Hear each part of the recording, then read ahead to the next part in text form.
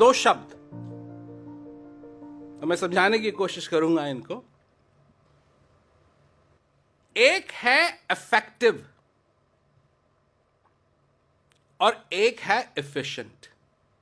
अंग्रेजी के दो शब्द हैं ये, एक है इफेक्टिव, एक है एफिशिएंट। इफेक्टिव का मतलब है वो चीज जिसका परिणाम निकले, और एफिशिएंट वो चीज जो भी हम कार्य करते हैं वो उसको आसान बना दे, उसको सिंपल बना दे, उसको एफिशिएंट बना दे। जैसे आप एफिशिएंसी पे बहुत काम करते हैं। क्या काम करते हैं? आप अपने मकान में, अपने घर में टूथब्रश एक जगह रखते हैं। ये नहीं कभी लिविंग रूम में जा रहा है, कभी डाइनिंग रूम में जा रहा है, कभी कहीं जा रहा है, नहीं, ऐसी जगह रखते हैं। साबुन कहां रखते हैं? एक जगह रखते हैं, ताकि जैसे ही आप आए टक टक टक टक टक टक टक टक एफिशिएंटली, जल्दी, सिंपली काम हो जाए। कपड़े आपके एक जगह हैं, जुराब आपकी एक ड्रॉर में है। कार कहां पार्क करते हैं, कार की चाबी कहां रखते हैं? ये तो हुई एफिशिएंसी। परंतु इफेक्टिव क्या है? आपकी जिंदगी में इफेक्टिव क्या है? क्या जितनी भी टेक्नोलॉजी डेवलप की जा रही है वो एफिशिएंसी के लिए की जा रही है या इफेक्टिव के लिए की जा रही है? सोचिए जरा।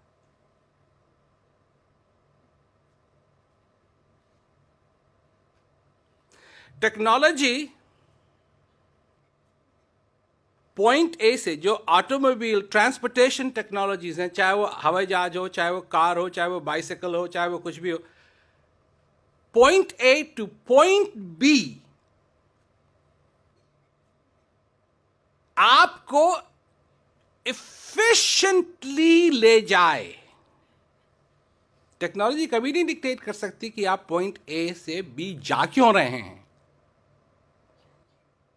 और वो जो रीजन है जाने का, वो जो कारण है जाने का, वो है इफेक्टिव। और टेक्नोलॉजी क्या प्रोवाइड कर रही है? वो है एफिशिएंसी। तो हम लगे हुए हैं सब के सब एफिशिएंसी, एफिशिएंसी, एफिशिएंसी। जैसे बड़ी बड़ी कंपनीज हैं जो बम बनाती हैं, मनुष्य को मारने का औजार बनाती हैं, और उनकी डेवलपमेंट क्या है कि जितने ज्यादा से ज्यादा लोगों को हम मार सकें, उतना ही बढ़िया है।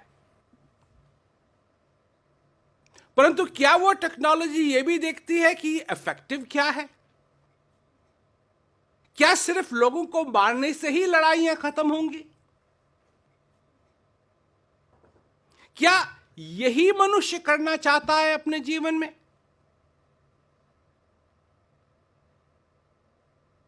क्योंकि जिस चीज को मनुष्य खोज रहा है, जिस चीज को मनुष्य खोज रहा है, वो उसको मिलेगी नहीं।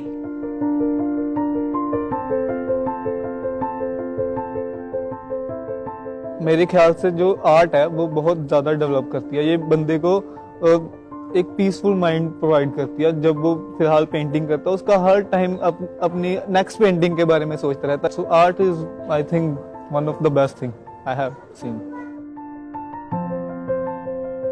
My name is Rohan and I'm from Punjab. I'm studying in Punjab University Chandigarh in Masters in Sociology. और स्टडी के साथ साथ मैं एक आर्टिस्ट भी हूँ।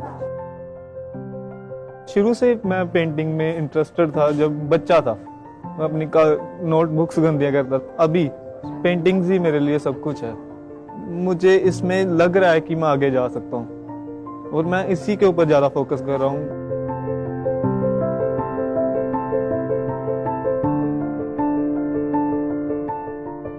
मुझे मेरे चाचा जी ने बताया था कि वहाँ पे कोई इवेंट है, तो मैं गया। तो मैं जैसे एंटर हुआ तो वो आए, Prem Rawat ji. First of all I would like to tell that it was one of the best event I have ever seen. It was amazing because जो वो बात बता रहे थे पीस की, तो मेरे माइंड में एक कंफ्यूजन पैदा हुई. जब मैं पेंटिंग करता हूँ, जब मैं कुछ भी कर रहा होता हूँ, मेरे कानों में एयरफोन्स भी होते हैं, मुझे कुछ सुनाई नहीं देता बिकॉज मेरा सारा फोकस अपनी पेंटिंग पे होता है. तो उस पेंटिंग को बनाने में अगर मैं उसके बाद अगर मैं उसको देखता हूँ, मैं सेटिस्फाई होता हूँ, तो मुझे एक शांति मिलती है कि हाँ मजा आया. तो मैंने उनसे यही पूछा कि हाँ यही शांति है जो आप बता रहे हो, जो मुझे प्रोवाइड होती है अपनी पेंटिंग के बाद में और करते हुए, कि मुझे सब कुछ भूल जाता हूँ या मैं करता हूँ, क्या ये शांति है? तो उन्होंने मुझे काफी अच्छे तरीके से बताया कि ये शांति नहीं है जो तुम कह रहे हो. Sir I have a question. Sir as you had talking about artist. Sir मैं भी आर्टिस्ट हूँ. सर जैसे फॉर एग्जांपल मैं पेंटिंग बनाता हूँ कुछ भी, तो सर बिल्कुल सब कुछ भूल जाता है. जैसे फॉर एग्जांपल मेरे कानों में हेडफोन्स भी होते हैं बट कुछ सुनाई नहीं देता बिकॉज सारा फोकस पेंटिंग पे होता है. So sir, is that what you are talking about, peace? No, that's just focus on painting. And then all the artists, you know what they do, right? Yeah. Step back and go, it's no good. I could have done better. Yeah. You know?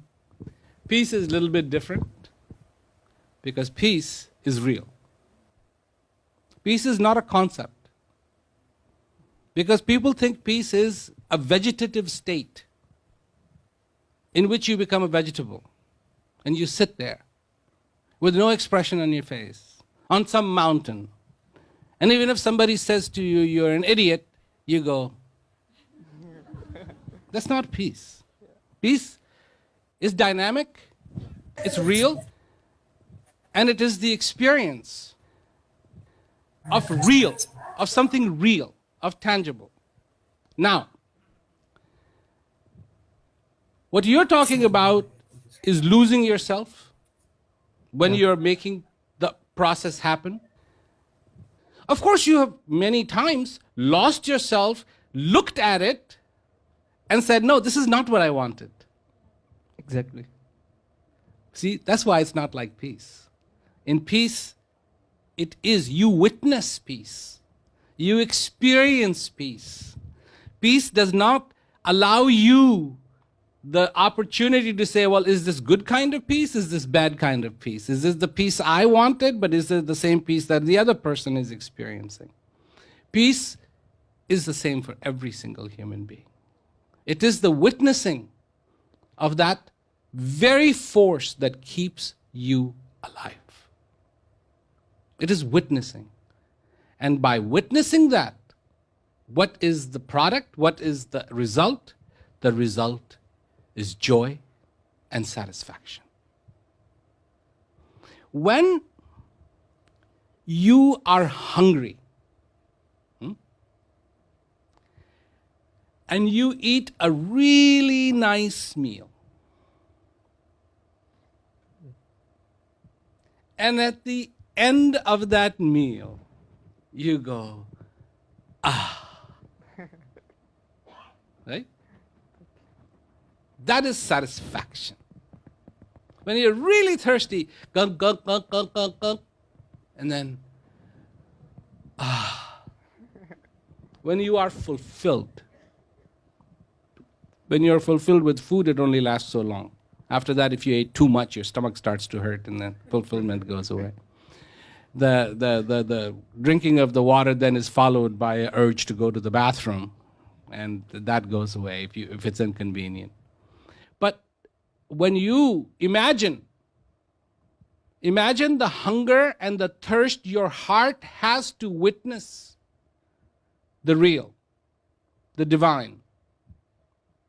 And when you do, since divine is not momentary, since divine is permanent, and you are witnessing that which is permanent, witnessing, not talking about, witnessing, feeling, understanding, then that can happen for a lifetime. Not just 1 second.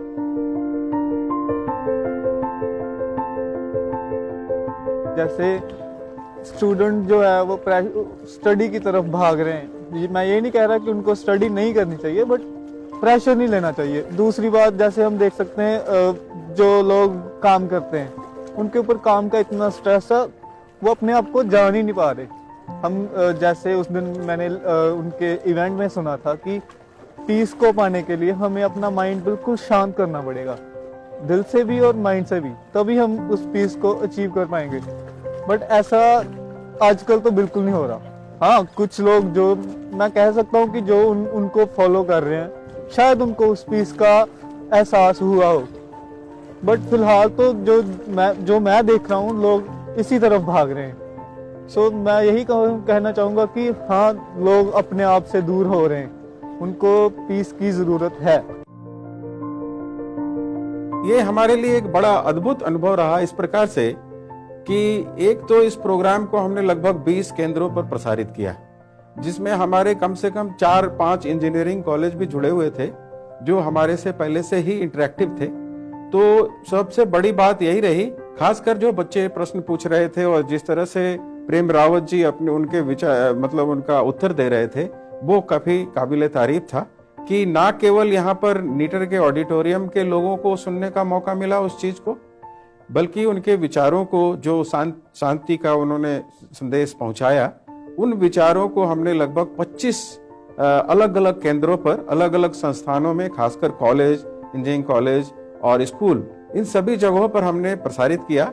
और ये बड़ा unique experience था कि हम लोग उनके साथ सीधा इंटरेक्ट कर रहे थे। वो इवेंट बहुत सारी एक जगह पे होकर बहुत सारी जगहों पर कनेक्टेड था, एक बहुत स्टेट्स के ऊपर, और लोग तरह तरह के क्वेश्चंस पूछ रहे थे। सबसे इम्पोर्टेंट बात क्या लगी कि जो प्रेम रावत जी थे, उन्होंने हर क्वेश्चन का इतनी आसानी से आंसर दिया कि अगला बंदा बिल्कुल चुप हो जाता था, और बिल्कुल right answer. And I am from integral university Lucknow. के बाद आपने जो बात की, कैंडल वाली बात कही थी, एग्जाम्पल अच्छा, लेकिन इशू इस चीज का होता है कि हमारे सराउंडिंग्स में इतनी ज्यादा ऑलरेडी टेंशन फैल रखी है, पीस की बात करता ही नहीं है कोई। हम लोग कितना भी अंदर पीस होने की कोशिश करते हैं, रोज का न्यूज़पेपर उठा के देखते हैं, तो कहीं ना कहीं वो चीज हमें वापस से सराउंड कर लेती है। तो उस चीज से हम कैसे बच सकते हैं? अब आपको अच्छी तरीके से मालूम है कि अगर आप, पता नहीं मेरे को आपके पास कार है या नहीं, या आपके पास मोटरसाइकिल भी हो और आप कहीं सफर में जा रहे हैं, तो आप अपने से ये नहीं कह सकते हैं कि रोड पे और भी मोटरसाइकिल होंगी, मेरे को अपनी मोटरसाइकिल में गैस डालने की जरूरत नहीं है, क्योंकि पता नहीं कितनी और मोटरसाइकिल होंगी जिनकी टैंक में गैस है। समझे ना आप मेरी बात? तो मैं ये कह रहा हूं कि नहीं, आपके मोटरसाइकिल की टैंक में कितना गैस है, ये इस पे आप डिपेंडेंट हैं। ये नहीं कि किसी और की मोटरसाइकिल में कितना गैस है या नहीं है, उस पे आप डिपेंडेंट नहीं हो सकते। आपने एक बात कही, और आपका प्रश्न बहुत बढ़िया है। आपने एक जो बात कही कि ये जो बाहर का इन्फ्लुएंस है, अब मैं आपको वही जो आपने एक जो जिसका उदाहरण मैंने दिया था आपको, जलती हुई मोमबत्ती, तो अगर मैं अंधेरे कमरे में, बिल्कुल ही अंधेरे कमरे में एक मोमबत्ती जलाने की कोशिश करूं और मोमबत्ती मेरे से कहे कि मैं नहीं जलना चाहती क्योंकि इस कमरे में इतना अंधेरा है, नहीं, जैसे ही वो मोमबत्ती जलेगी वो अंधेरा अपने आप दूर होगा। yes. तो ये मैं आपकी बात नहीं कर रहा हूं, मैं अपने एक्सपीरियंस की बात कर रहा हूं। मैं 4 साल का था जब मैंने लोगों को ये बात शांति के बारे में संबोधित करना शुरू किया। 9 साल का था जब मैं क्या कहते हैं, मैंने ये कार्यभार संभाला, और 13 साल का था जब मैं वेस्ट में गया।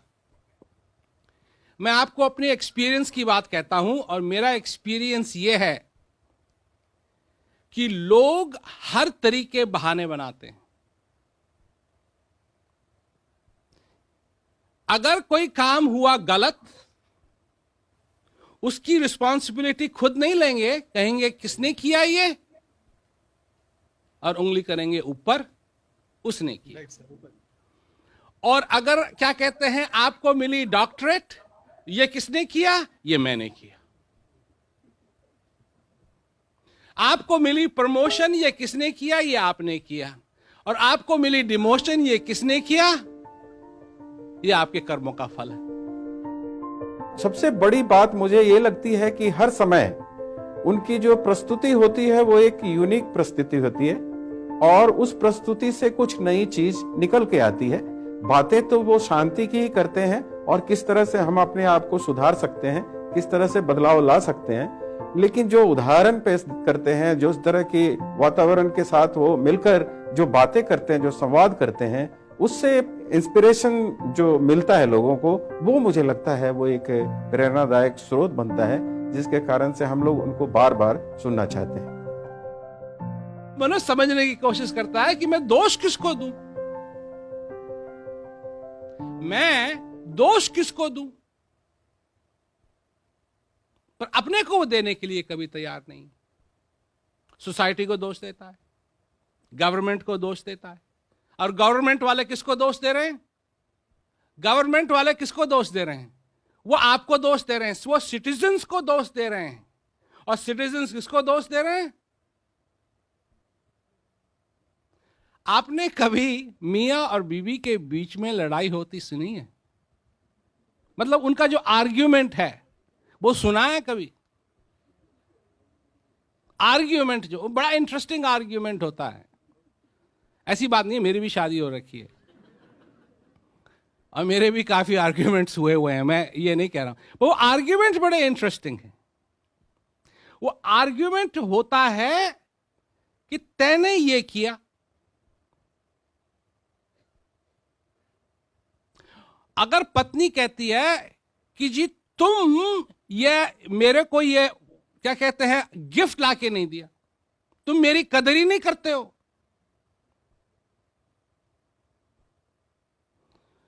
तो मर्द सोचेगा इसका काउंटर अटैक क्या है।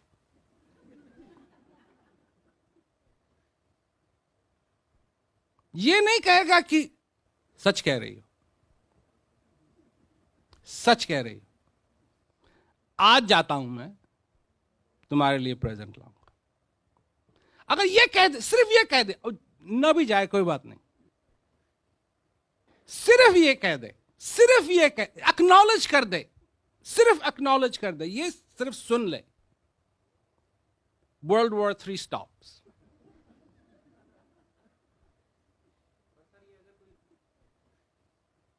कोई बात नहीं, एक दिन चाके ले आओ। अब ये थोड़ी कहा है, ये थोड़ी कहा है कि क्या लाओ, ये कहा है कि कम से कम मेरे को एक्नॉलेज करो कि मैं भी यहां हूं। परंतु काउंटर अटैक, तैने कभी अपने परोठे खाए हैं? अब परोठे का और एक्नॉलेजमेंट का क्या लेना देना? कुछ लेना देना नहीं है। परंतु यही चीजें होती हैं, चाहे आपके परिवार हो, उसमें भी आपकी नीड्स क्या हैं और वांट्स क्या हैं, इससे आप कंफ्यूज्ड हैं। बच्चे को सिर पे मारेंगे क्योंकि ये पढ़ता नहीं है, और बच्चा खो गया तो फिर आंखों से गंगा बह रही। तो चक्कर क्या है? मतलब ये सारी चीजें जो हैं आदमी को बहुत कंफ्यूज किए हुए हैं। और बाहर कुछ भी होता रहे, अगर अंदर मजबूती है, आपके अंदर मजबूती है, तो बाहर चाहे तूफान आए ना आए, क्योंकि तूफान तो जरूर आएगा, पर आपका घर भूसे का बना है या सीमेंट का बना है? अगर भूसे का बना है तो हवा आएगी, उड़ा के ले जाएगी। और जिसने अपने अंदर शांति का अनुभव किया है, जिसने अपने अंदर दया का अनुभव किया है, जिसने अपने अंदर समझ का अनुभव किया है, उसका घर भूसे का नहीं है। उसका घर कोई भी तूफान आए वो कहीं नहीं जाएगा। सबसे पहले अपने मन की शक्ति पर विजय प्राप्त करनी चाहिए। अगर हम अपने आप को ठीक कर पाएंगे तो आसपास के कई लोगों को प्रभावित कर पाएंगे और कुछ अच्छे विचार दूसरों को भी दे पाएंगे। जो सद्गुण हम अपनाएंगे उसी से दूसरों को भी हम लोग प्रकाशित कर सकते हैं। जैसे कि प्रेम रावत जी का भी यही कहना है कि आप टॉर्च बियरर बनिए, एक दीपक की तरह आगे बढ़िए, दीपक की तरह उजाला फैलाइए। तो ये हमें बहुत सीख की बात उनसे सीखने को मिली। रावत साहब के लिए कुछ शब्द लिखा है हमारी संस्थान की तरफ से और हमारे तरफ से ये समर्पित है।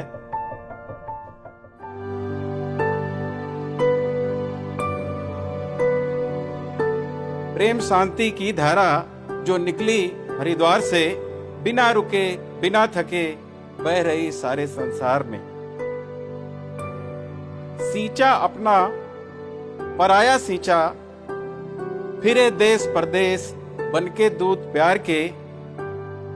आम लोगों के रंग ही रंगे, जैसे सारे हों अपने ही दयार के। मिले खुशी हर मन हो शांति, चाहत यही लिए हुए मिलते हर परिवार से। छोड़ो अपने अपने धर्म की लकीरें, आ मिलो कुदरत के दरबार में। प्रेम शांति की धारा निकली जो हरिद्वार से, बिना रुके बिना थके बह रही इस संसार में।